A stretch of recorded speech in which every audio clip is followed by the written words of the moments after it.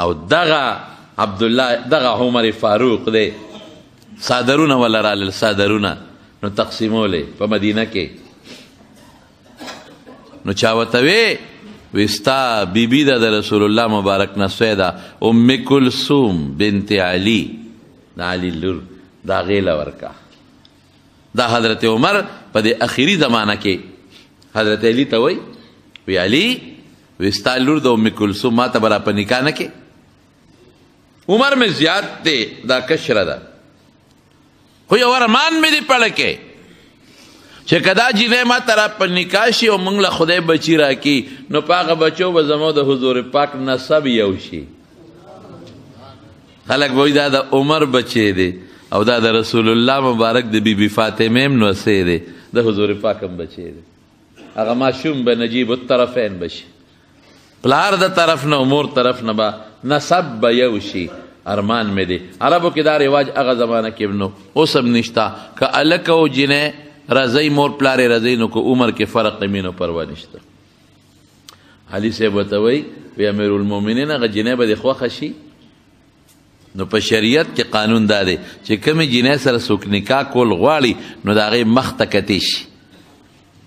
مخ ته خو دا خواهش په بنیاد به ورته نه ګورئ په دې بنیاد به وګوري چې دا جینۍ ما سره مناسب ده خوښه مې ده که مې نه ده خوښه مخ ته ورله کتی شي او که د خواهشاتو سوچ ته راځي نه هغه دفع کوه نو علي صاحب ورته وي یو څادر ورکوم درلیږم نو ته وګوره که دې خوښه شوه نو زما هم دا خواهش دی چې تا له په نکاح کوم هغه وی ښه ام کلثوم ته علي صاحب وایي د فاطمې لور ده بیبي فاطمه رضی الله تعالی عنها ای بچې دا څادر امیر المؤمنین له 100 عمر له وی بابا مې راکړی دا د خوښ دی که دی نه دی خوښ دې څادر یوړه امیر المؤمنین دا څادر مې بابا راکړی دی وګوره خوښ دی که دی نه دی خوښ نو عمر کې ډېره حیا وه هغه د دې جینۍ مخ ته نه شو کتی حیا د وجې نه نو خپو ته یې وله کتل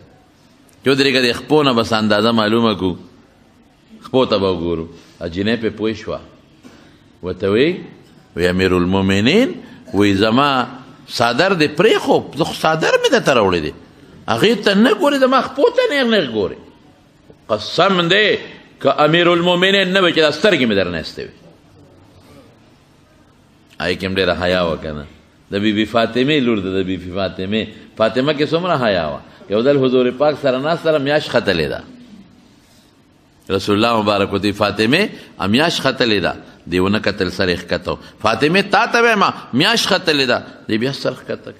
بچې میاشت وی بابا د الله رسوله زه خو د درېیمې دویمې څلورمې میاشت ته نه ګورم ولې بچې وی دې وخت کې سړي ورته ګوري زما د سړو نظر په دې میاشت یو ځای کېږي راشه د څوارلسمې صدۍ مسلمانانو ته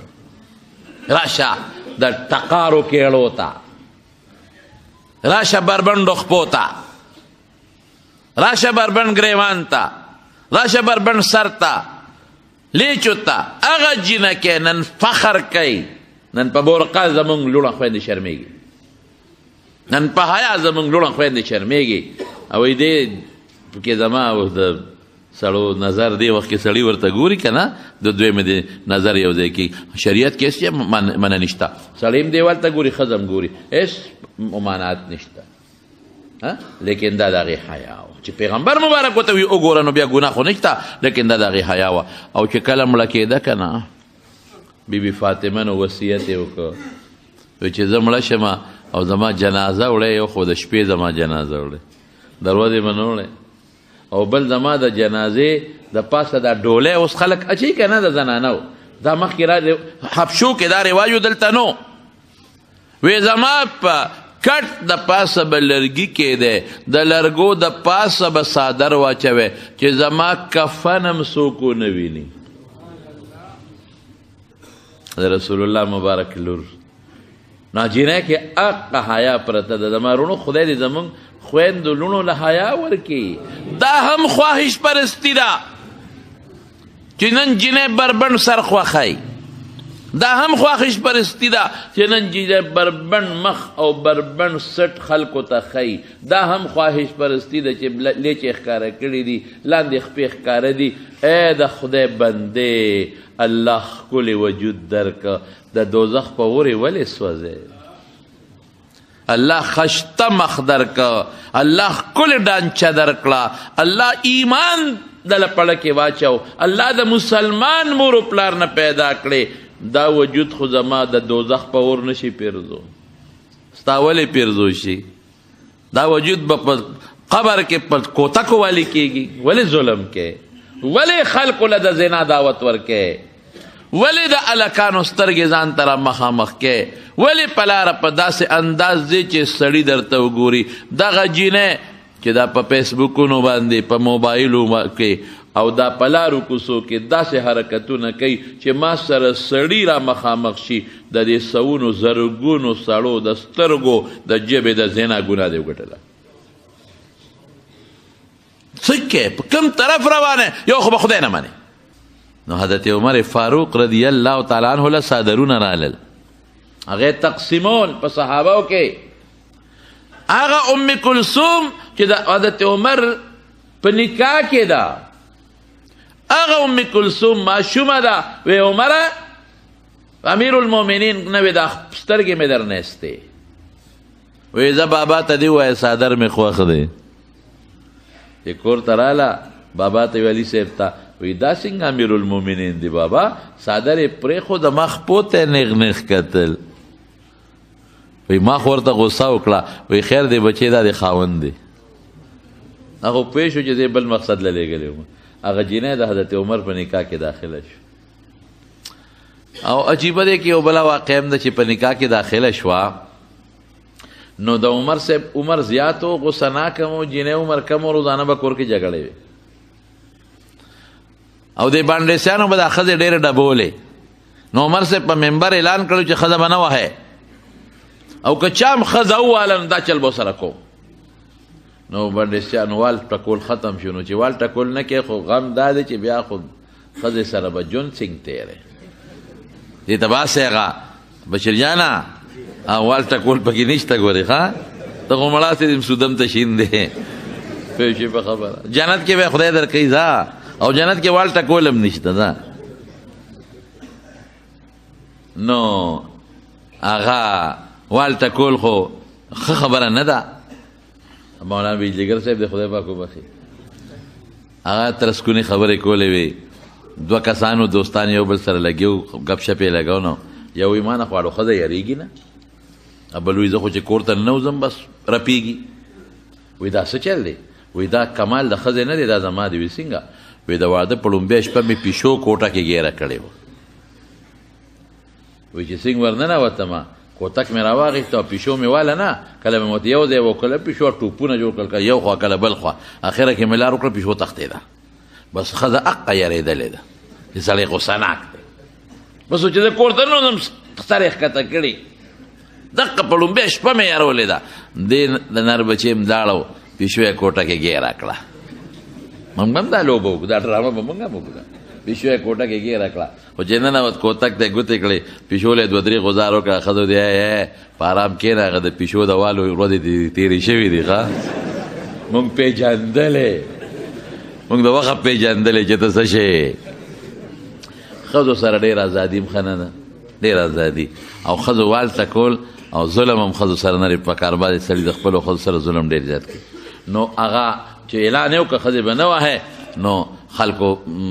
ښځې جوابونه شروع کړل. یو بانډیسي سره ښځې جنګ کړی، ښځې پې اواز اوچت کړی و، جواب یې ورکړی و. بانډیسي راغی ورېږه عمر صاحب ته شکایت وکړم چې موږ به هسې درز دروز کوو، وال ټکول کول، نو ښځې یارېدې غږ بیا نه کوو چې مو پرېښي دي، راشي اوس ښځې جوابونه راکړي، چغې را باندې وباسي. چې راغی عمر صاحب ته دروازه وویله، او اتفاق ده چې دې وخت کې د ام کلثوم په عمر صاحب اواز راوچت کړی و. چې دروازې وویله حضرت عمر صاحب وله راووته، وایي برګري سال دی، وایي یو مسله مې راوړې وه خو حل شوه. وایي څنګه حل شوه؟ راته دې نه وی حل شوه. نو ما د ښځې فریاد راوړو چې ښځه جواب راکوي. وایي ستا حل مې کور کې ولیده، وایي چې ته ګزاره کوې موږ بیا سر کې کوو. عمر صاحب ورته وایي ګوره، وایي دا ښځه تا له 15 ډیوټۍ کوي، یو دله پخلی کوي که دی دله نه کولی هوټل نه دې تیاره راوړی څونه خرچه به دې راتله یا نوکر دې نه وي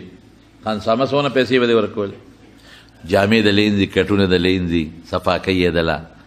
که دی دله نه کولی او دوبیله دې وړی یا نوکر دې نه وي څونه تنخوا به دې ورکول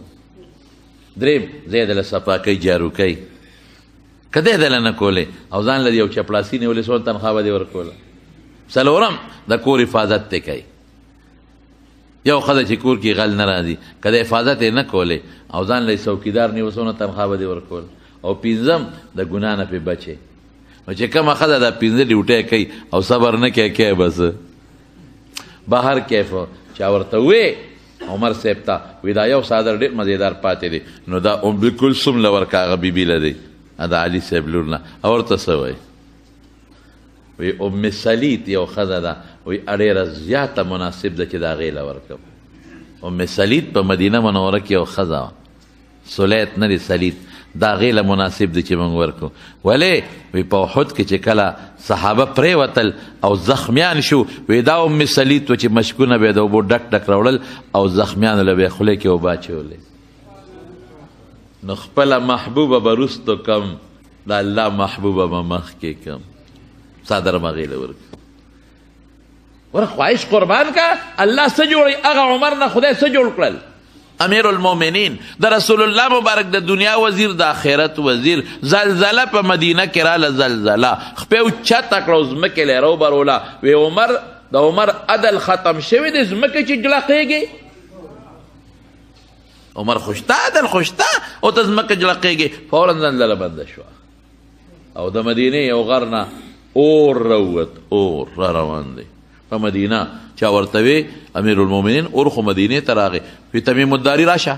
چابه کې ورشه دا اور وشړه ما یاد که چې عمر را لېږلی ما اور څه اسبه ده چې شړی یې